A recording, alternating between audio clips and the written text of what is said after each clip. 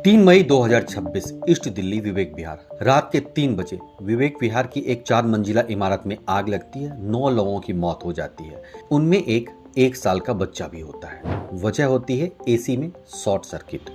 अब सवाल उठता है कि एसी में आग क्यों लगती है, लेकिन उससे पहले ये समझना जरूरी है कि एसी काम कैसे करता है। एसी कैसे काम करता है, इसको समझने के लिए सबसे पहले आप ये समझिए कि एसी ठंडी हवा नहीं देती है, बल्कि कमरे की गर्म हवा को अपने अंदर खींचती है, फिर उसी हवा को ठंडी करके आपके कमरे में भेज देती है।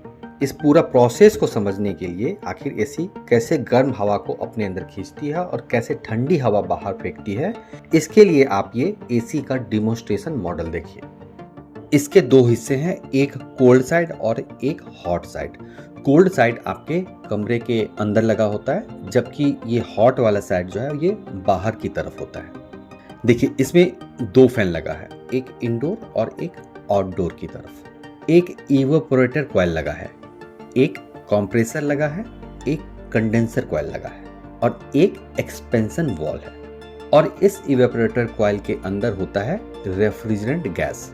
अब इसको आप ऐसे समझिए, फिर आगे बताता हूँ। ये जो रेफ्रिजरेंट है, इसे आप गर्मी ढोने वाला कर्मचारी समझ लीजिए। ये गर्मी उठाता है, बाहर जाता है, गर्मी फेंकता है, फिर वापस गर्मी उठाता है और बाहर जाकर कर फेंक देता है।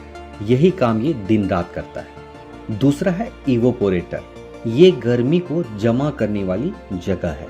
पहला कर्मचारी जो था रेफ्रिजरेंट, जो गर्मी ढोने का काम करता है, वो बेसिकली गर्मी को इवेपोरेटर से ही उठाता है। अब तीसरा है, यानी कि थर्ड, कंप्रेसर। इसे आप मान लीजिए एक सुपरवाइजर। अब ये कंप्रेसर यानी सुपरवाइजर क्या करता है कि गर्मी उठाने वाले कर्मचारी यानी रेफ्रिजरेंट को बार बार पुश करता है, जल्दी भागो, जल्दी भागो, जल्दी काम करो, यह गर्मी बाहर ले जानी है तुम्हें, जल्दी जल्दी करो। वैज्ञानिक भाषा में इसे कंप्रेशन कहते हैं। अब है चौथा यानी फोर्थ, जिसे हम कंडेंसर कहते हैं। यह एक तरह से गर्मी फेंकने वाली जगह है। यहाँ पर रेफ्रिजरेंट अपनी सारी गर्मी बाहर की हवा में छोड़ देता है, इसलिए एसी के आउटडोर यूनिट से गर्म हवा निकलती है। अब कर्मचारी यानी रेफ्रिजरेंट फिर क्या करता है, उसने गर्मी बाहर फेंक दी। अब उसका बैग खाली हो जाता है। अब वह फिर से अंदर जाने के लिए तैयार है। वह वापस इवेपोरेटर में जाता है, फिर गर्मी उठाता है, फिर कंप्रेसर उसे धक्का देता है, फिर कंडेंसर पर गर्मी फेंकता है, फिर वापस आ जाता है और यही सर्कल दिन रात चलता रहता है। तो ये मेन 4 पॉइंट है एसी का। अब आप इसे ऐसे समझिए, ये एक डिमोन्स्ट्रेशन मॉडल था। अब मैं आपको एसी से मिलता जुलता एक इमेज दिखाता हूँ। ये देखिए, इसमें जो इंडोर फैन लगा है, ये एक सिलेंडर नुमा फैन होता है जो इस तरह से घूमता है। एक तरफ से कमरे की गर्मी सक करता है और दूसरी तरफ ठंडी हवा छोड़ता है।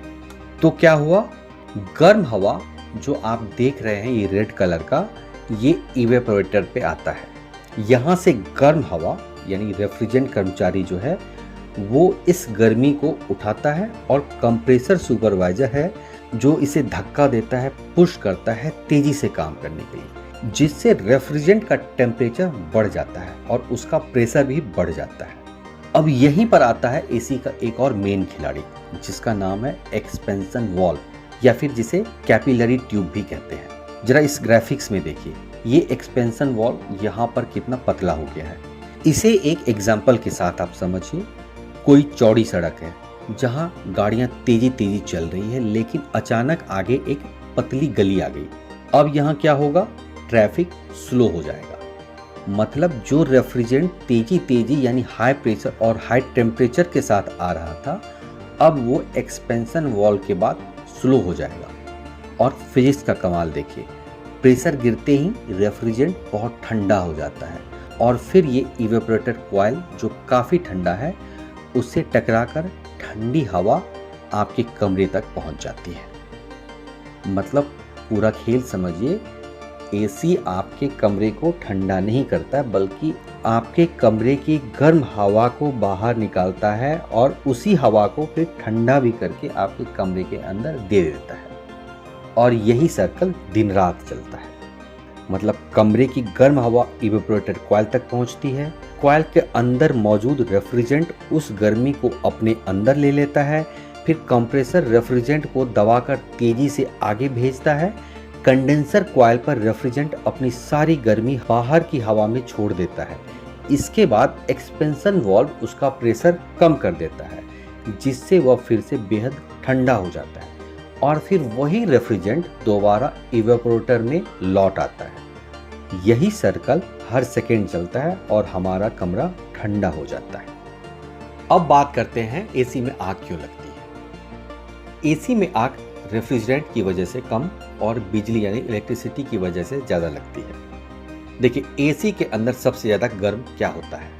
इवेपोरेटर ठंडा होता है, रेफ्रिजरेंट कभी ठंडा और कभी गर्म, कंडेंसर गर्म होता है और कंप्रेसर सबसे ज़्यादा गर्म होता है। कंप्रेसर के बाद रेफ्रिजरेंट का तापमान 60 डिग्री से 90 डिग्री तक पहुंच सकता है, लेकिन यह सामान्य है, इससे आग नहीं लगती। आग लगने का सबसे बड़ा कारण होता है इलेक्ट्रिकल फॉल्ट। एसी के अंदर कई इलेक्ट्रिकल पार्ट्स होते हैं: compressor motor, indoor fan Motors, outdoor fan Motors, capacitor, PCB circuit board और वायरिंग। अगर इनमें कहीं भी लूज कनेक्शन है, खराब वायरिंग है या ओवरहीटिंग हो या फिर शॉर्ट सर्किट हो जाए तो स्पार्क पैदा होती और वहीं से आग शुरू हो जाती है। तो आज के इस वीडियो में बस इतना ही। वीडियो अगर हेल्पफुल लगा हो तो चैनल को सब्सक्राइब करें, लाइक करें और शेयर करें। मिलते हैं अगले वीडियो में, तब तक के लिए धन्यवाद।